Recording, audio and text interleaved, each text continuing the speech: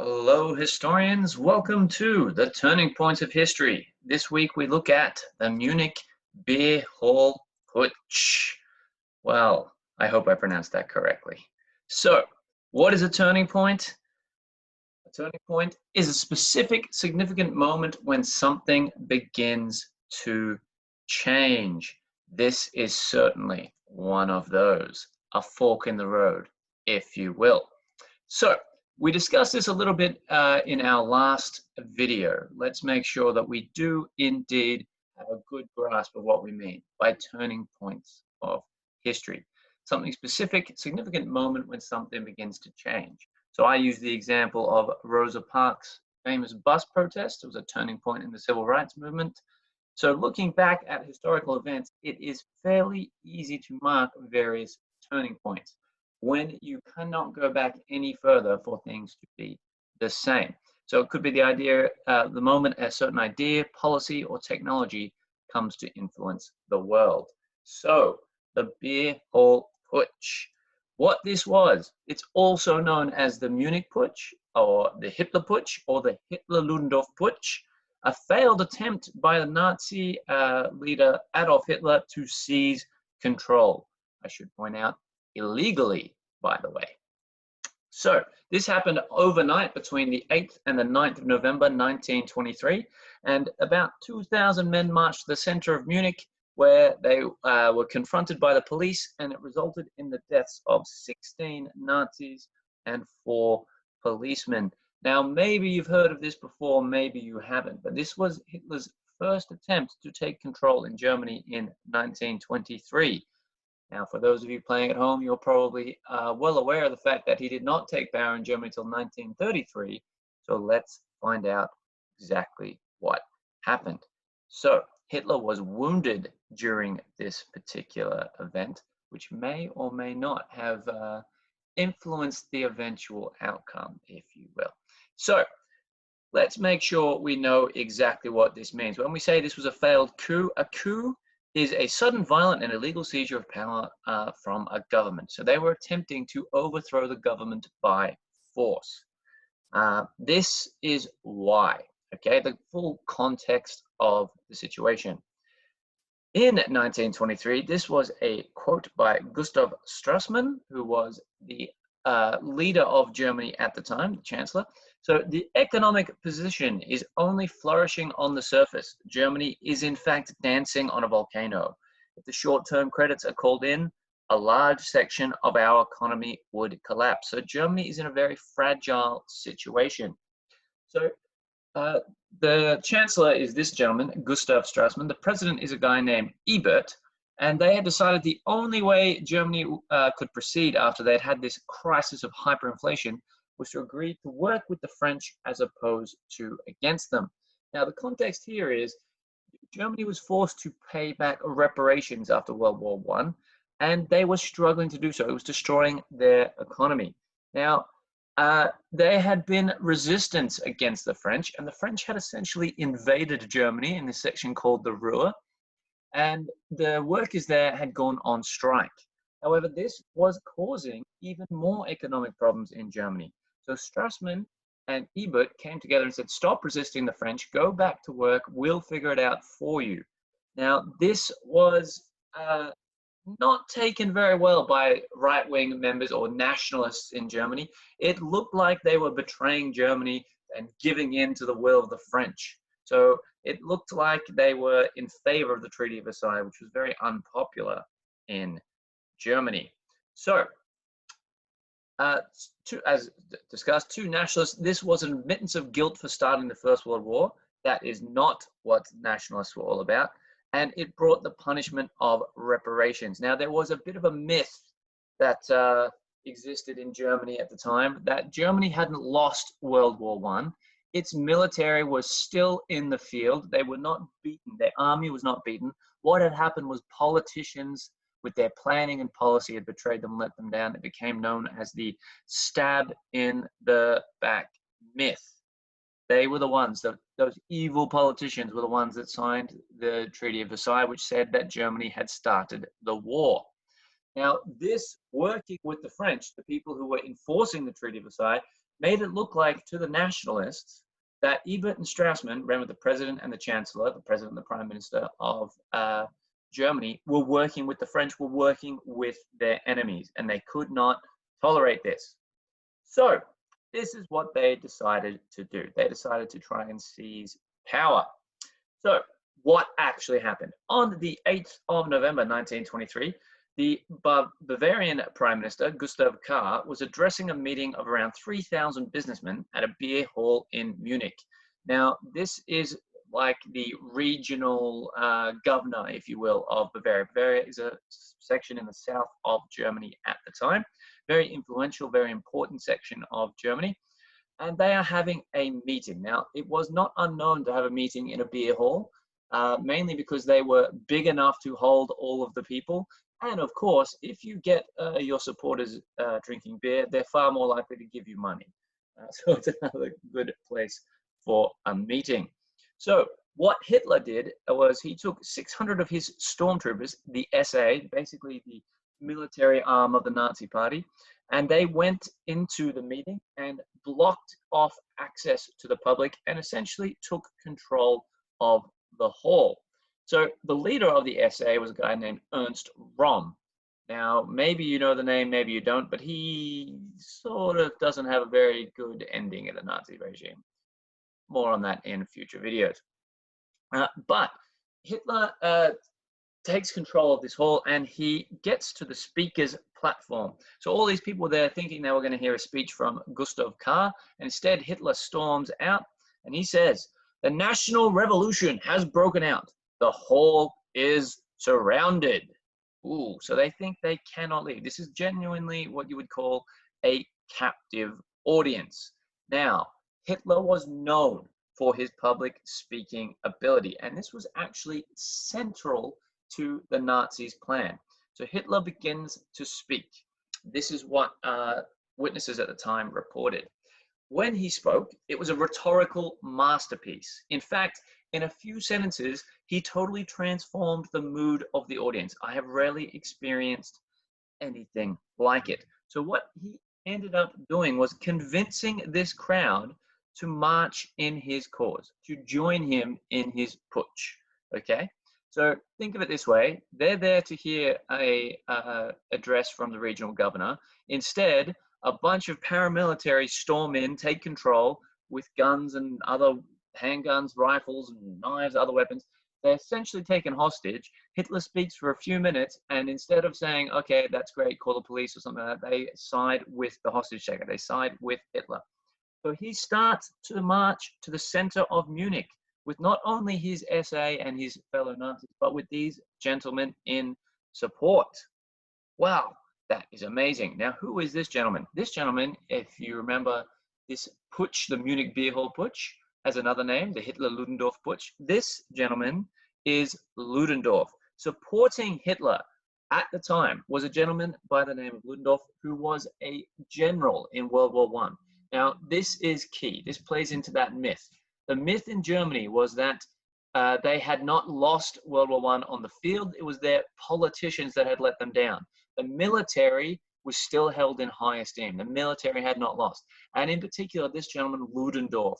Ludendorff was one of the key generals that had led to a lot of military success for Germany in World War I. So he was seen as a hero. So, working with Hitler, Hitler put Ludendorff at the front of the march because no one would stop or fire upon General Ludendorff. He's a national hero.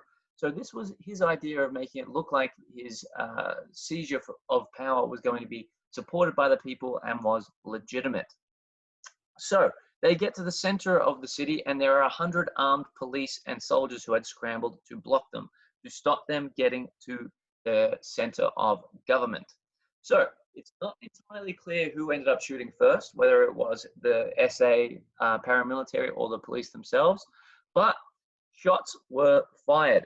The firing continues for about a minute, but in that time, 16 Nazis and 3 policemen were killed, and this basically puts a stop to the movement.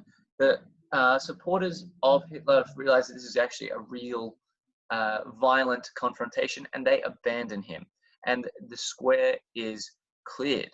So Hitler was actually wounded in this particular confrontation and was taken from the scene in a yellow car that was waiting for him specifically.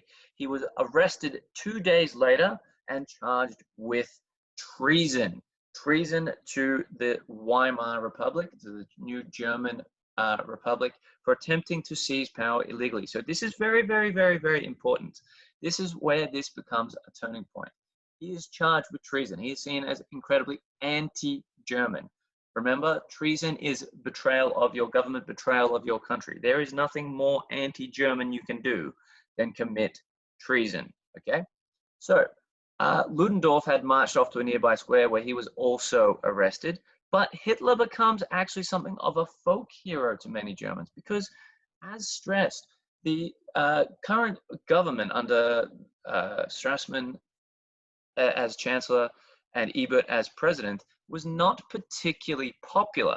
So Hitler attempting to throw them out actually made him somewhat popular with a lot of people. And he becomes something of a legend in the area. Now, he did end up getting sentenced to prison. It was in prison that he wrote his book, Mein Kampf. Now, another way he was able to garner further support for himself was he represented himself in the trial that he would face. And in those speeches in front of the public, people began to see Hitler as a savior of the German people. Now, I include these particular extracts from Mein Kampf, for example, his references to racial purity. The stronger must dominate and not mate with the weaker, which should signify the sacrifice of its own higher culture. These are things he wrote in 1923, 1924, 1925. Now, this is where it pays to read books, because if anyone had read this stuff and actually paid attention, this is exactly what he ends up putting into place when he comes into power in Germany. So read books, guys. Reminds me of the very famous quote, when someone shows you who they are, believe them the first time, okay? This is what he had to say about democracy. Democracy, as practiced in Western Europe today, is the forerunner of Marxism or communism. By the introduction of parliamentary democracy, an abortion of filth and fire was created. Pretty strong words. So you can see he's not exactly in favor of democracy, yet that is how he would end up attempting to seize power, ironically. Now, why did he do this in 1923? As mentioned, there was a situation of hyperinflation. Now, in this picture on your left, that is children stacking money, stacking Reichsmarks, okay? It had become that worthless, the money had devalued. No one trusted it, no one believed it. It would be like me writing 50 million bajillion dollars on a piece of paper and trying to take it to the bank and cash it. They're like, this isn't real. That is how German money was received at that time. It was a major crisis. The government was failing. So there's an economic crisis. The government is unpopular. People don't know what to do. They feel like their government is not able to help them. So this is all the context of 1923. Now, the Nazi Party had 55,000 members by 1923. When Hitler first joined in 1919, it had 8. So this was seen as a massive, massive momentum for the Nazi Party. It hadn't really moved into a national movement at this point. It was generally localized around the south of Germany, around Munich. So it had never been stronger than in 1923. So you've got a combination of the government being its weakest and the Nazi Party being its strongest to that point. So it seemed like the ideal time to strike, because this Weimar Republic, as it was known, was in a crisis. Their particular call off of this general strike in the Ruhr, this protest against the French, the government stating officially, stop protesting against the French are our friends, was an insult to every German nationalist. And this is why Hitler believed all he had to do was speak and let people know this is going on, and they will surely join my movement. So he really, really, really thought he would get the support of nationalist politicians. He especially thought if his soldiers, if his SA were able to take control of the government house in Bavaria, that instead of people rallying around the Weimar government, they would rally around his newly installed government. They would rally around Hitler as the true leader of the people. He also had this issue. He had 55,000 members and had been promising at all of his speeches for years, we're going to do something, we're going to do something, we're going to do something. And eventually he backed himself into a corner. He had to take action or be seen to be taking action. So that was another thing that was going on. He had domestic politics to worry about for himself as well. But more than anything else, Hitler had hoped to copy Mussolini. The year earlier, this maybe you know the name, this Italian leader, Mussolini, had essentially attempted the exact same thing Hitler attempted here, where he marched on Rome. He took his supporters and marched on Rome, but he was able to be successful. He took power. Hitler looked at that example and said, well, if he can do it, I can do it, especially as my cause is so just, because I'm such a great person and I want to save Germany and all of those things. So he genuinely thought that he would be as successful as Mussolini had been the year previous. So what ends up happening? Well, in actual fact, the Nazi Party was banned. It was made illegal after this point. Not only that, but Hitler was prevented from speaking in public until 1927. Remember, that is the biggest strength Hitler has, is his speeches, and he's not allowed to make them. But the most significant outcome that we didn't necessarily realize at the time, or well, not we, I wasn't there, they didn't realize necessarily at the time, was because of the way that this went down and the failed attempt, the only person who came out of this looking well, in a positive light, if you will, was Hitler. It looked like he'd stood up to government. It looked like he'd done something. It looked like he'd taken action. And his speeches were making him more and more popular. So the Nazi Party, which ordinarily had not necessarily had Hitler as its actual leader, he was the focal point, he was the star of the show, but he wasn't necessarily in charge. But after this, Hitler became the Nazi Party became Hitler.